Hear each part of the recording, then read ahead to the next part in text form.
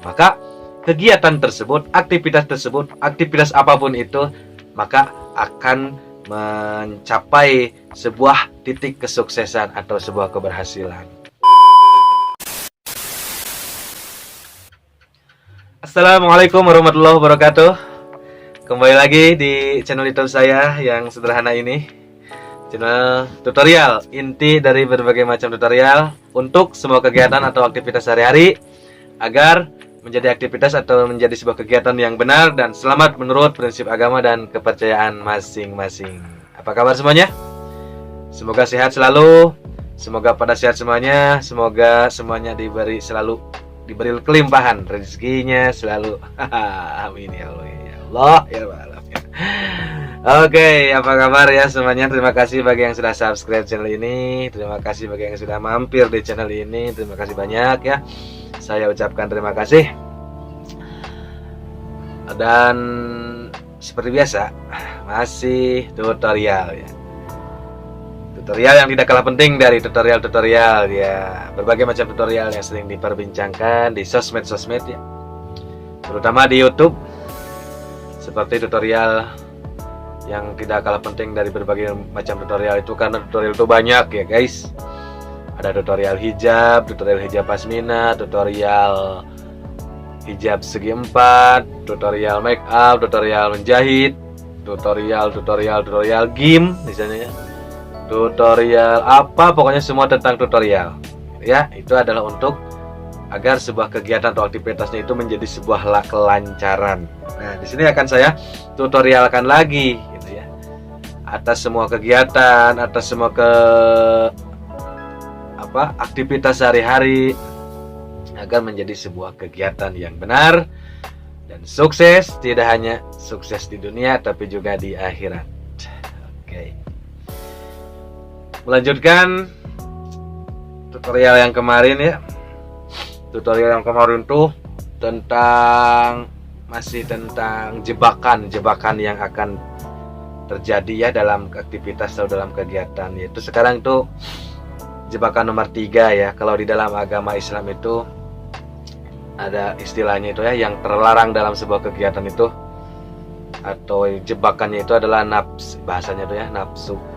Nafsu ini nafsu yang akan membuat kegiatan tersebut menjadi sebuah kegagalan ya, aktivitas tersebut menjadi sebuah kegagalan. Nah, sekarang adalah untuk nafsu yang keempat ya.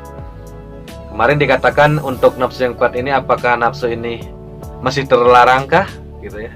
Apakah nafsu ini ini mah justru bagus misalnya gitu. Oke, langsung aja ya tanpa babi bu. Untuk yang keempat ini, untuk nafsu yang keempat ini adalah yang dikatakan atau yang bernama nafsu mutmainnah. Ini mah nafsu mutmainnah ini adalah nafsu yang harus dimunculkan gitu ya. Beda dengan nafsu yang 3 sebelum video ini ya. Itu mah nafsu yang terlarang, karena itu ada merupakan jebakan ya, yang nantinya aktivitas kita, kegiatan kita dalam sehari-hari itu akan menjadi sebuah kegagalan kalau kita mengedepankan nafsu yang sudah dibahas itu, yang 3 kemarin ya.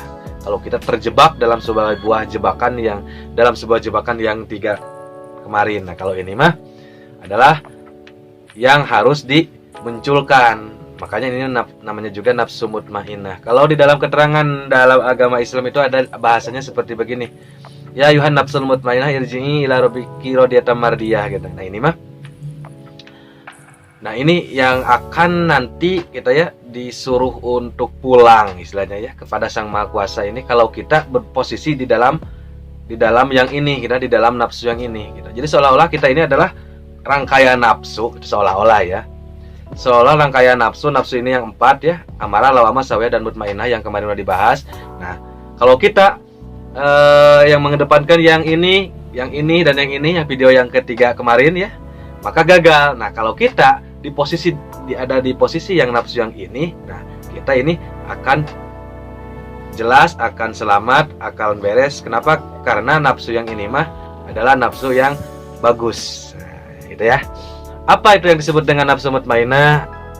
Nafsu mutmainah adalah sebuah nafsu yang tenang, gitu ya. Yang tenang, makanya namanya juga mutmainah. Ada istilah kalau dalam salat itu harus tumaninah, gitu kan. Nah, itu sama-sama itu dari kalimat itu juga. Itma'anna yatmainu itminanan wa tumaninatan, gitu ya. Tumaninah. Jadi definisinya itu adalah ketenangan, gitu ya. Kedamaian. Nah, maka dalam aktivitas kita sehari-hari, dalam kegiatan kita sehari-hari, jika dijalani dengan sebuah ketenangan, nah, gitu. Jika dijalani dengan sebuah kedamaian, bisa dibuktikan dengan misalnya raut wajah yang terus kalem, tersenyum. Nah, maka kegiatan tersebut, aktivitas apapun itu, maka akan mencapai sebuah titik kesuksesan atau sebuah keberhasilan. Nah, gitu kan? Bahkan tidak hanya dalam diri kita, orang lain pun melihat kita. Kalau kita dengan berbentuk seperti itu terus, maka kita pun akan terlihat, orang-orang pun gitu ya akan menyayangi dan melihatnya itu kepada kita itu istilahnya positif. Nah, itu ya. Makanya di dalam pertemuan ini itu dijadikan sebuah tutorial ya. Tutorial agar pekerjaan kita, aktivitas kita sehari itu menjadi tenang dan damai dan menjerumus ya, gitu, dan menghasilkan sebuah kesuksesan yang tidak hanya di dunia gitu ya, tapi juga di akhirat gitu ya. Karena itu yang keempat ini adalah yang posisi yang akan dipanggil gitu ya, oleh Sang Maha Pencipta gitu ya.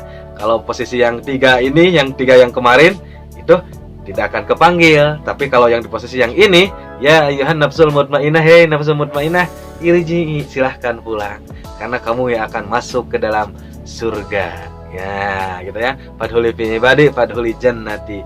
Karena posisi ini. Nah, jadi tutorial kali ini kesimpulannya ya. Kesimpulan dari tutorial kali ini adalah bagaimana agar kegiatan kita, aktivitas kita sehari-hari ya, aktivitas di dalam rumah, di luar rumah, aktivitas di luar ibadah, di dalam ibadah, apapun agamanya, agar menjadi sebuah aktivitas yang sukses, aktivitas yang menyenangkan, aktivitas yang menghasilkan selamat ya, dan keselamatan tidak hanya di dunia tapi juga di akhirat. Inilah yaitu dengan cara dalam semua kegiatan, dalam semua aktivitas itu mutmainahkan, nah, gitu ya. Tenangkan, santuy, rileks, jalani dengan baik agar semua berbagai aktivitas berjalan lancar dan sempurna. Bagaimana? Dapat dipahami semuanya? Terima kasih atas segala perhatiannya. Mohon maaf atas segala kekurangannya.